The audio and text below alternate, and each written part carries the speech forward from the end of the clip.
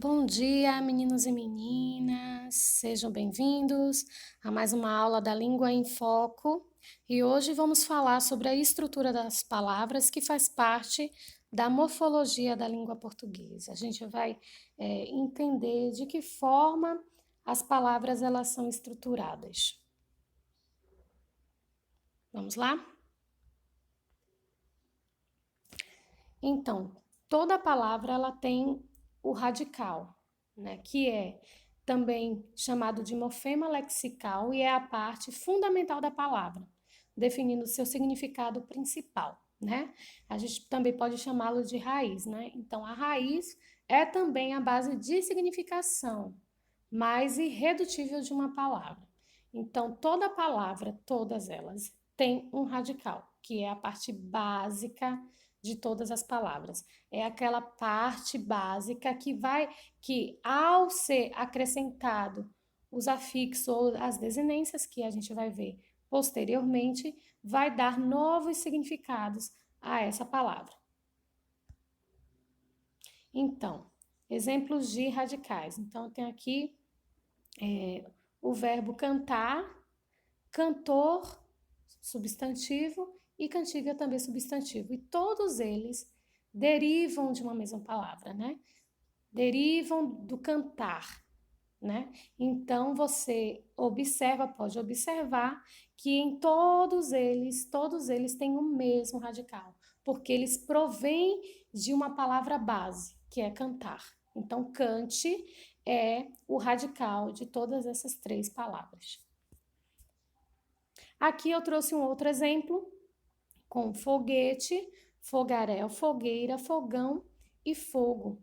Então, se você observar, todas essas palavras têm em comum um radical, que é fogo, né? Porque todas essas palavras são palavras derivadas de fogo, ok? Então, fog é o radical de todas essas. Então, observe que eu tenho um radical e eu tenho aí posteriormente sufixos em todos eles, né? E aí a gente vai entender o que seria o sufixo e o prefixo, que são os afixos, né? Eles são morfemas que são acrescentados a uma palavra para dar novos significados, né? Os prefixos, eles aparecem antes do radical e os sufixos aparecem depois do radical. Então, ambos promovem a alteração no sentido da palavra. Então, se você acrescentar ou retirar algum afixo, vai dar um novo significado à palavra. Aí, exemplo de prefixos. Se eu acrescentar na palavra igual o des, eu tenho uma outra palavra. Eu não tenho igual, eu tenho desigual, né? Que é muito diferente de ser igual. E quando eu acrescento ao radical feliz, o in, que também dá a ideia de não, tanto des quanto in dá a ideia de não nesses dois casos, eu tenho uma nova palavra. Então, ao invés de feliz, eu tenho feliz, que é o contrário de feliz. Em vez de igual, eu tenho desigual, que também o des dá a ideia de não neste exemplo. Dando seguimento, exemplo aqui de sufixo, que sufixo é o que vem, são os morfemas que vêm depois do radical. Então, eu tenho aqui a palavra caprichar e normalmente eu tenho um radical capricho e também tenho um radical normal e acrescento a esses dois radicais novos sufixos que vão dar novo significado à palavra. Então, capricho passa para caprichar, que já passa a ser um verbo, deixa de ser substantivo, passa a ser um verbo, e normalmente, que de normal, que é um adjetivo, passa a ser um advérbio, normalmente. As desinências, elas são morfemas que indicam tipos de flexão que uma palavra pode sofrer, né? Então, as desinências, elas podem ser nominais ou verbais. Nominais quando se referem a nomes e verbais quando se referem a verbos.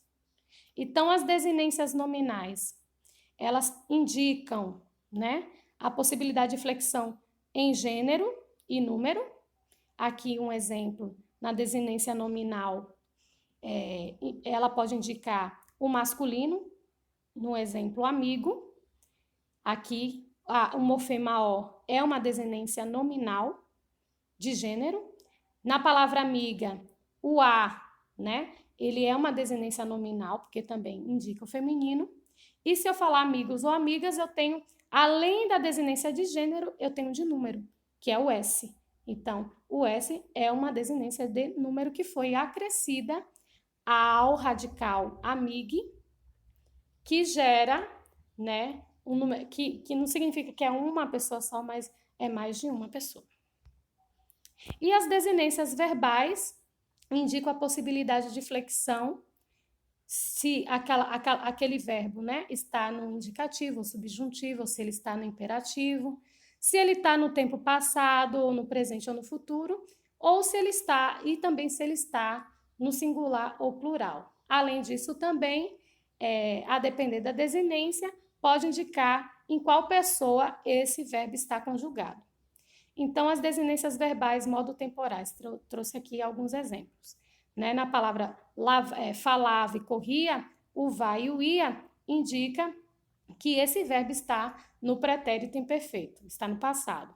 Da mesma forma, na palavra falara, que o ra vai dar a ideia de que esse verbo está conjugado no pretérito mais que perfeito, certo? As desinências verbais de número pessoa, aqui no caso, o O em falo, em falas, falamos e falam, tanto O quanto as, tanto mos e tanto a letra M, elas vão justificar que essas palavras estão, por exemplo, quando eu digo eu falo, esse O significa que o verbo está conjugado na primeira pessoa do singular.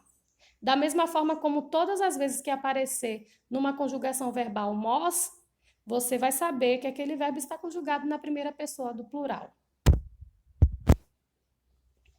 A vogal temática ocorre entre um radical e uma desinência. E a vogal temática ela só acontece geralmente nos verbos. Então, ela vai indicar se o verbo ele é de primeira conjugação, se é de segunda conjugação ou de terceira conjugação. Então, a letra A no verbo falar é uma vogal que vai indicar que o verbo é de primeira conjugação, da mesma forma como a letra E no verbo entender, isso depois do radical, vai indicar que é um verbo de segunda conjugação, e o I depois do radical também vai definir que o verbo dividir é um verbo de terceira conjugação. Vamos ver? Resumindo, alguns exemplos para que vocês possam compreender melhor o que foi dito hoje. Então, tem a palavra desmatamento nos nomes, né? Nos nomes pode aparecer prefixo ou sufixo. Quando eu falo nomes, eu estou falando substantivos, adjetivos. Então, na palavra desmatamento, eu tenho o radical que é mata, eu tenho o prefixo des e tenho o sufixo mento.